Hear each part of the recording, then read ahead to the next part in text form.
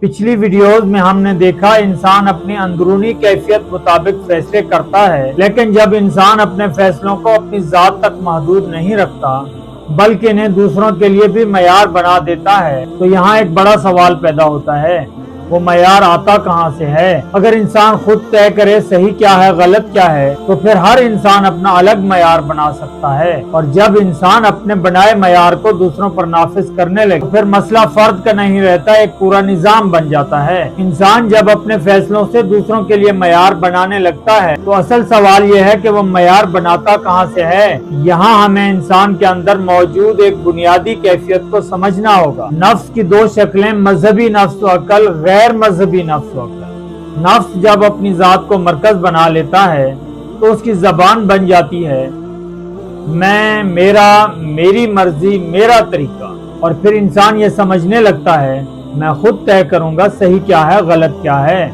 میں خود طے کروں گا کس کو ماننا ہے اور کس کو نہیں ماننا، اور میں خود طے کروں گا کون سا اصول میرے لیے ضروری ہے اور کون سا نہیں۔ یہیں سے پیدا ہوتا ہے خود ساختہ معیار۔ خود ساختہ معیار کا مطلب یہ نہیں کہ انسان کوئی ایک غلط فیصلہ کر لے، اصل مسئلہ یہ ہے وہ خود کو حق اور باطل کا آخری معیار سمجھنے لگے۔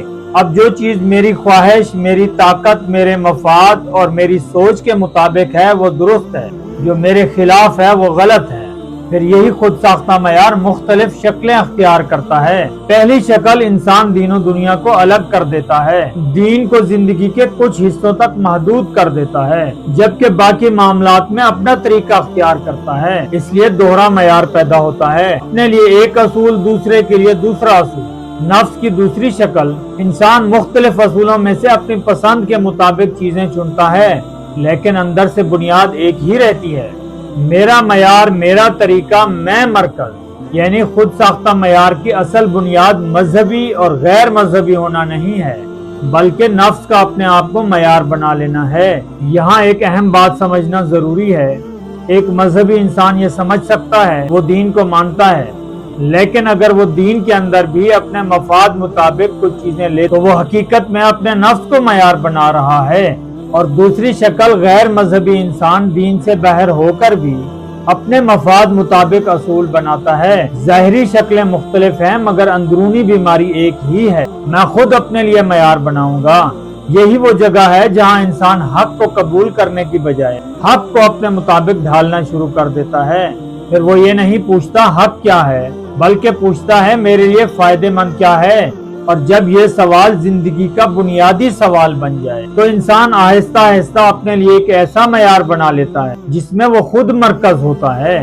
یہی خود ساختہ معیار آگے چل کر اس کے فیصلوں، اس کے تعلقات، اس کی قیادت، اس کے وسائل، حتیٰ کہ اس کے مذہبی اور غیر مذہبی رویوں کو متاثر کرتا ہے۔ اور جب انسان خواہش کی کیفیت میں جاتا ہے تو یہاں ایک اور صورت سامنے آتی ہے، خواہش عقل کو اپنے مقصد کے لیے استعمال کرنا شروع کر دیتی ہے، پھر پک اینڈ چوز کی ایک نئی شکل پیدا ہوتی ہے۔ اب سوال یہ ہے یہ پک اینڈ چوز کیسے کام کرتا ہے اور یہ خود ساختہ معیار سے کس طرح جڑا ہوا ہے؟